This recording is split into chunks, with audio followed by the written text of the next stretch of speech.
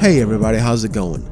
Bit of a shorter video today, but have you guys seen the buzz around this game lately? It's called Mixtape, and it's raking in 10 out of 10 scores from what feels like the majority of game journalist outlets. Stepping into Metacritic here, and you even see a perfect 100 score from IGN. It's their first 10 out of 10 of the year, and this isn't unique to IGN either. Other scores from VGC, the Sixth Axis, etc. pushed its OpenCritic average to 93, which is currently the highest for this year. Higher than Resident Evil Requiem, Pokemon Pocopia, Pragmata, Crimson Desert, all those games. They can't even reach Mixtape's heels. IGN cites that Mixtape is a musical delight from start to finish and sets a new standard for coming-of-age stories in video games, doing so with a masterful sense of style. This, along mentions of nostalgia, seem to be the theme for every review glazing this game. By all observable metrics, I would say that we are definitely looking at the Game Journalist Game of the Year.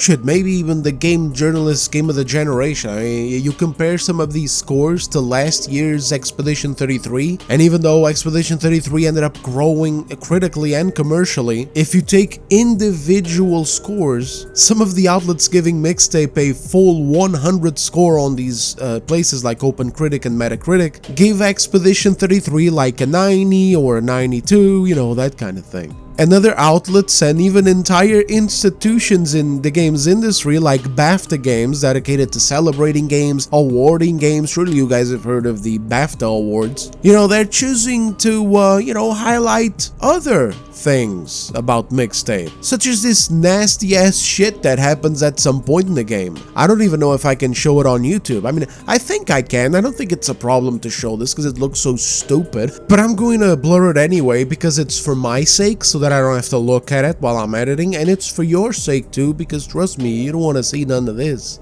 And I've got to say, in all honesty, it's the biggest piece of dog shit. It's just that awkward and off-putting. Two nasty ass mouths clashing together, kept open with tongues sticking out, twisting their tongues all around one another, fucking saliva all over the place. Like, who the fuck made this, dude? And who is it for?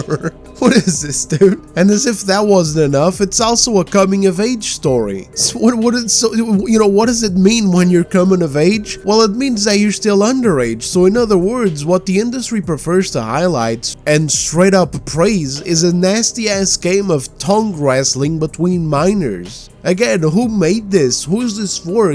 Was this commissioned by fucking Epstein or something? What the fuck is this? Is this legal?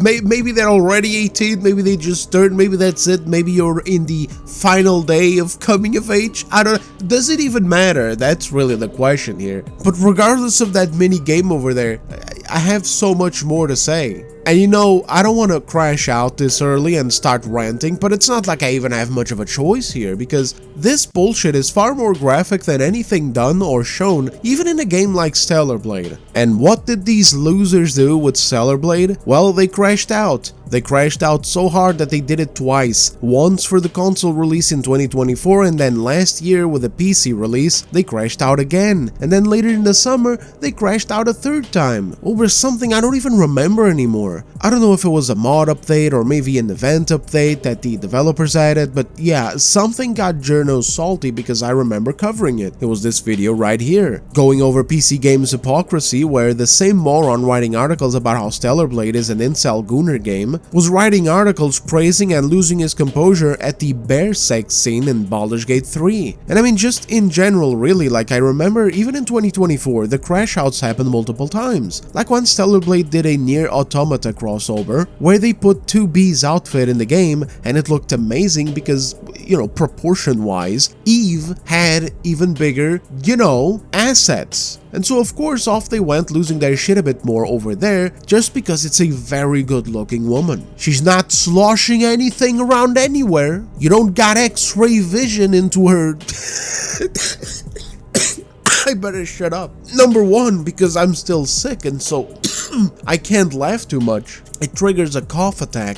But also number two, I think I got family that watches the show and I need to maintain my immaculate reputation as a quiet, polite boy. Also, not even that long ago, the developers of Marvel Rivals just released a skin for Black Cat, I believe, or released the character just now, and the modern audience was once again losing their composure because of how she looks in the game, because in Marvel Rivals, they present the characters very strikingly, like those developers, they don't care about any of this prudism that we've got going on here. I mean, they don't put them naked on screen. Again, there's nothing sloshing around, but they're stylish and powerful. They don't have any qualms about having to hide their body parts or their great physique. This is how she looks in the game. I'll put the picture up so you can see for yourself. Is this too much? Is this presentation for Black Cat too much, fellas? Is it too graphic? Apparently for these people it is, but this isn't.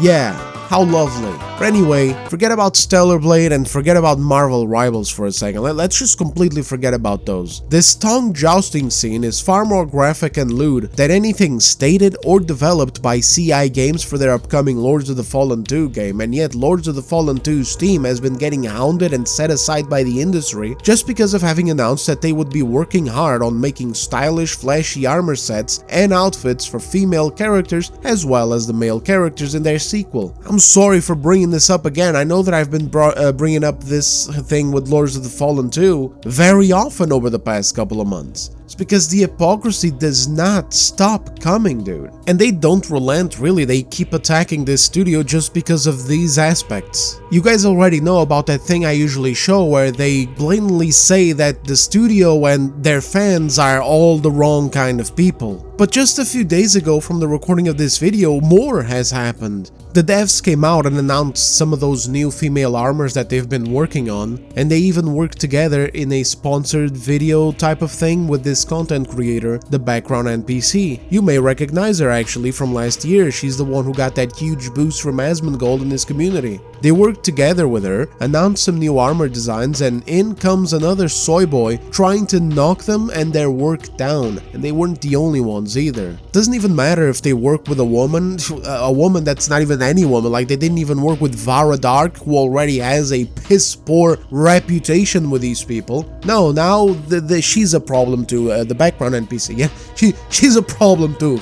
And these people will have a problem with everybody. Like, you look at this girl, they having a problem with her already.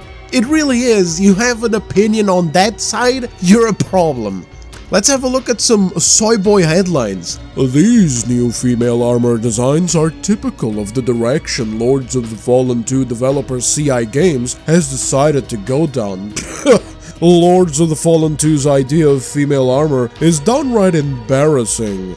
Oh really? These tasteful dark fantasy inspired female armors that look gorgeous, that look exactly like what I missed so much from the games industry, which was these armor sets and outfits for female characters that were designed specifically to fit their bodies, designed to contour their curves and highlight their features, just like the same sort of fantasy armor for male characters, instead of it just being like a big sack of potatoes that fits over their body. That right there is supposed to be embarrassing for these people. But on the other hand, the shit show of controlling tongues sloshing together is what is getting universal praise. I must be out of my damn mind. I must genuinely not be seeing what I'm seeing. Game journalism can seriously be this broken where normal female armors that were standard in stylish dark fantasy RPGs or hack and slash games back then are something shameful and embarrassing that needs to be culled from gaming. But hey, make a 3-hour-long movie game about teenagers sloshing tongues together, riding skateboards, frolicking in the woods, and talking in their bedrooms to the sound of nostalgia-bait music tracks. A 3-hour-long $20 game that plays trendy songs that these game journals heard when they were growing up or something like that. It's the lowest form of member berry simulator, except there aren't even any member berries. It's just a goddamn familiar soundtrack. And shit.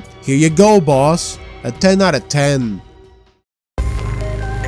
Funny thing I saw while I was browsing some embarrassing reviews of this game was this thumbnail from SmashAT. Apparently, he thinks that the game is astroturfed, and he isn't the only one. I saw some people say the same type of thing earlier on social media, speculating that maybe, just maybe, all this hype and attention and 10s out of 10s were astroturfed. But honestly, I don't think they are, fellas. I think the people who played this game and gave it a 10 and won't shut up about it online are feeling genuinely this good about the game. That's what astroturfing refers to, by the way, in case some of my English as a second language homies in the chat don't recognize the term. It basically means faking something's popularity. But yeah, no, I think people genuinely are loving this, and I'm going to read you an excerpt from the IGN review to show why. Quote, "True nostalgia isn't a replication of a specific place or a time, but a feeling. It's those flashes of emotion that transport us back into memories that have long sat dormant. I was born too late to be a teenager in the 90s. I grew up thousands of miles away from the schools of Northern California. I've barely stepped onto a skateboard outside of a couple of scraped knees in the summer of 2003. But none of that matters, and Mixtape knows it. Australian developer Beethoven and Dinosaur fills each and every moment of its coming-of-age tale with incredible music, perfectly handpicked to set the tone for its free-flowing chapters in a way that only nostalgia can. As original as it is reverential, it's a masterfully constructed dose of new memories hinged brilliantly on how they remind us of our own. The coming-of-age story is perhaps my favorite framework in all of fiction, that longing for a time that I did not live in, and being given a chance to hang out with friends who never knew me, are sensations I find myself coming back to often. This is far from the first video game to tackle the concept, of course, but it might be the first one to have nailed the tonal balance that hits it just right for me. I've tried to enjoy the Life is Strange series more than once, but it's always leaned into corny territory just a little too much for my taste. Mixtape, on the other hand, feels more rooted in how actual people talk, and is all the better for it. Sweet without being saccharine, thoughtful but never forced, and always funny. Phew! Alright, that was a long one, and boy was it specific. As much as a 10 out of 10 for this game sounds like a joke, and as much of a joke as IGN already is in general, these words came from the heart, and I can guarantee that because I have felt exactly what this reviewer is talking about, just not about Mixtape.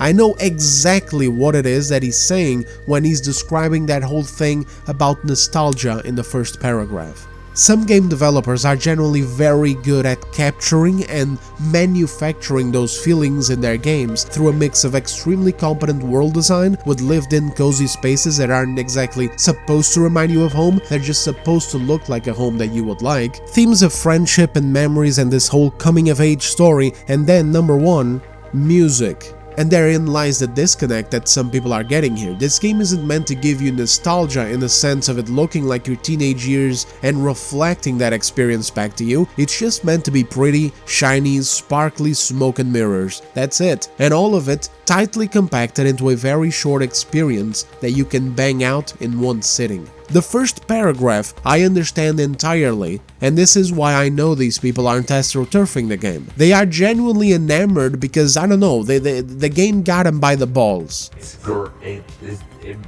Marathon's got me by the balls.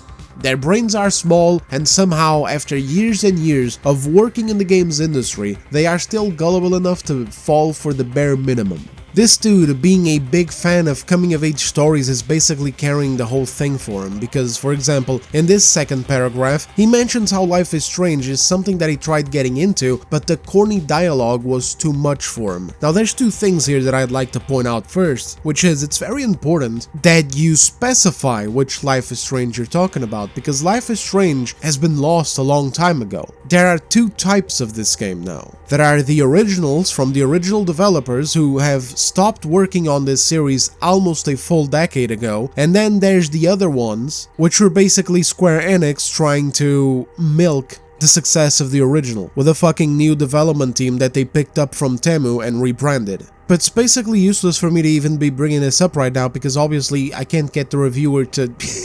What is he gonna call me? Oh, hey Des, yo, I was talking about the second one. Like, it's pointless, right? But regardless, it's kind of an insane thing to say, because Mixtape is corn central. Not just in the dialogues, but in the shit that we're presented with. I mean, I just showed you a goddamn clip of... Just... Oh, yeah, it's gone ballistic.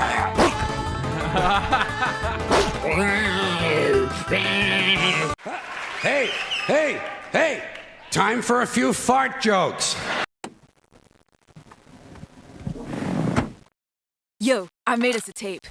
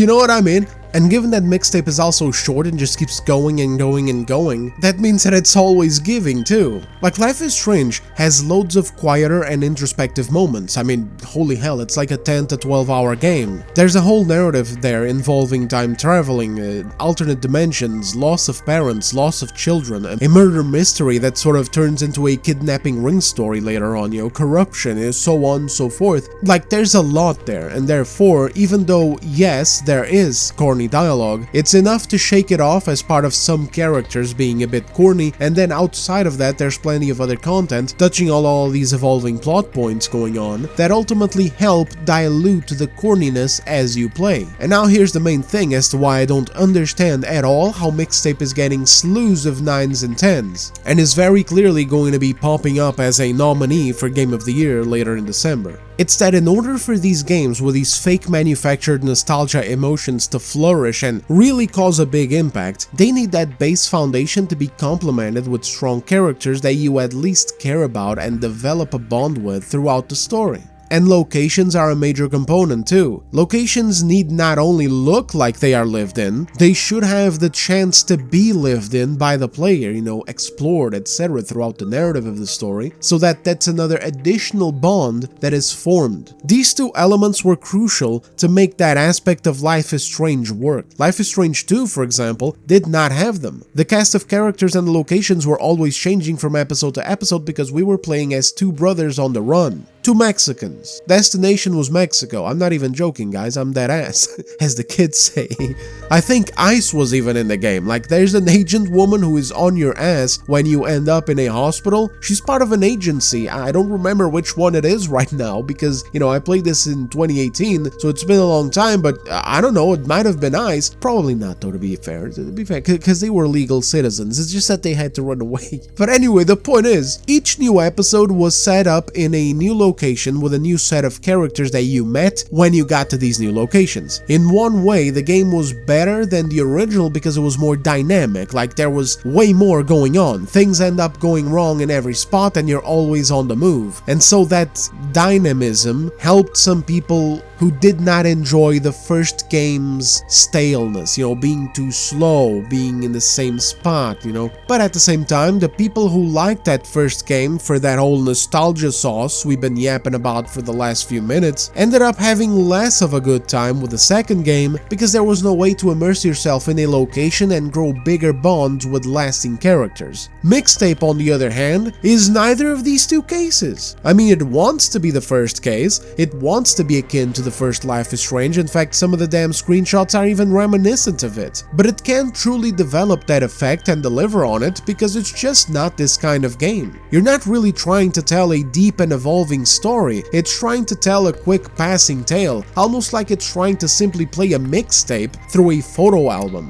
where you get these little bits and bobs from what feels like memories from characters rather than, an actual story that is being lived in the present and impacted by the player.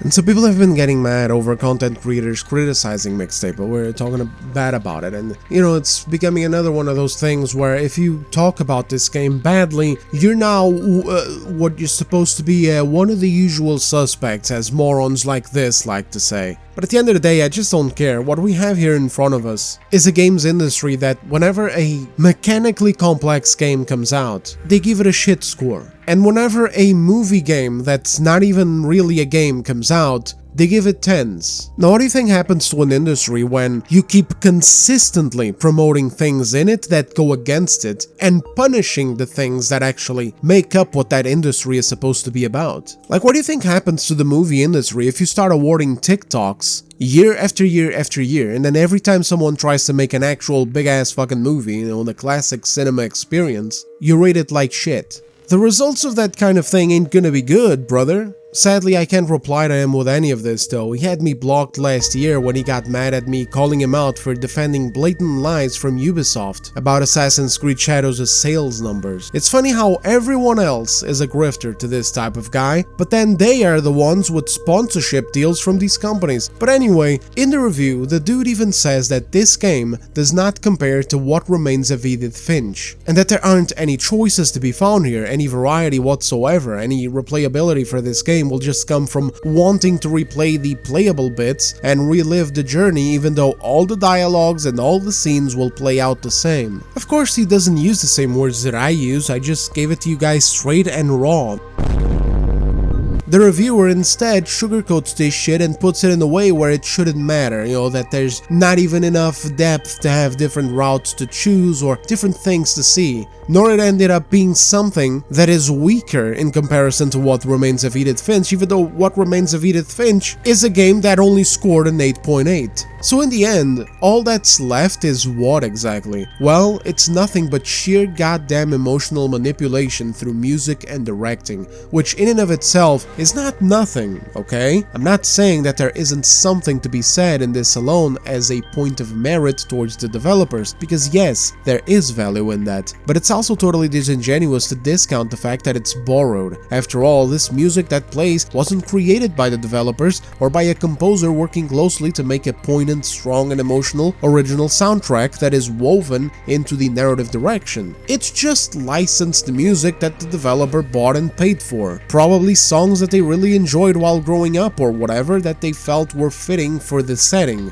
Regardless, it's borrowed, and it's clearly pulling a lot of weight here. Earlier the night that I was working on this video, I had checked into a live stream from Legendary Drops, and he ended up reacting to the trailer of the game and also brought up a really good point of how the music is something that nearly all the top scoring reviewers were bringing up as a positive on the game. And so again, if this is something that you're borrowing, and at the same time is pulling such a significant amount of weight when it comes to distracting players in the moment-to-moment gameplay, then it's disingenuous to not mention that either, because it's not a value from the game, it's just something that they purchased. Like for example, if I make a shitty racing game, and I fill it with all the greatest hits that the music industry has ever seen, my game shouldn't get points just because of the stupid music layout. It's still a shitty racing game. All you hear is her bending.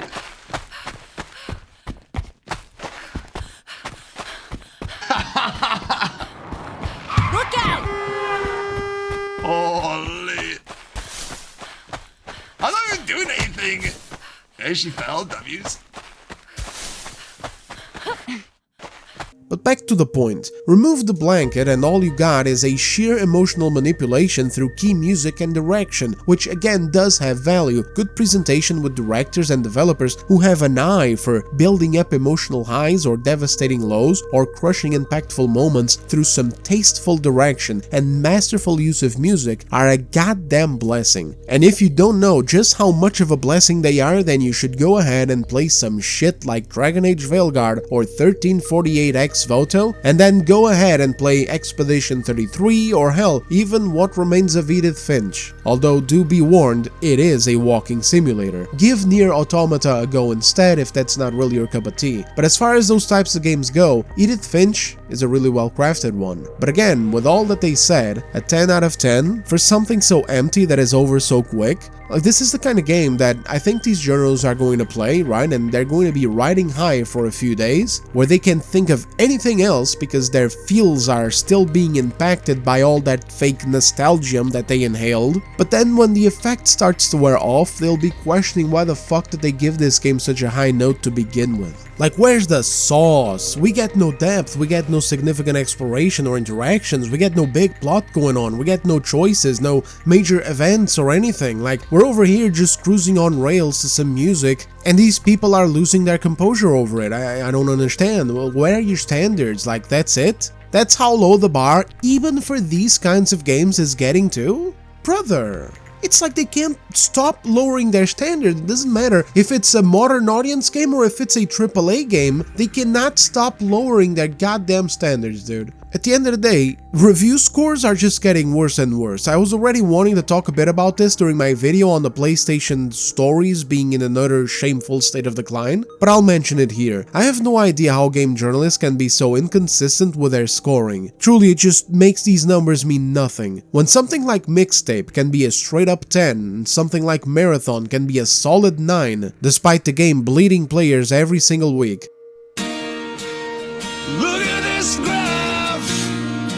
when so many games, the vast majority straight up, are all rated between 7 to 9, even when they are mid as shit, while at the same time robust games like Crimson Desert are given scores of 6 with a reviewer who made such a notoriously bad video that it got memed on by YouTubers? How can any game really be a 7, an 8, or a 9 at all? When you write a goddamn review that says that What Remains of Edith Finch is a better game than Mixtape, but you give Mixtape a 10 and you gave Edith Finch an 8.8, what the fuck does a 10 even mean anymore? But you know what, never mind. See, that was back in 2017, back when IGN wasn't so heavily infected by incompetence as it is now. I don't understand how it keeps going on like this either. It just goes to show that games journalism has stopped being about games journalism entirely. If it was, they'd be out of business already because ain't nobody listening. Outlets like these now live and die from game advertisement. That's it. That's what they are. They advertise games for publishers in trade for access. And then the one service they still do provide that is legitimate is they do guides. But you know, lots of other people and outlets do guides too now, so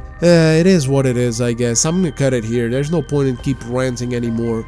Fellas, I do hope you enjoyed the video though. Thank you all very much for watching. Subscribe if you're new, like the video, leave a comment, you know, all that good stuff. And for the love of God, don't ever bring up that tongue duel in my comment sections ever again. I'll see you on the next one. Take care.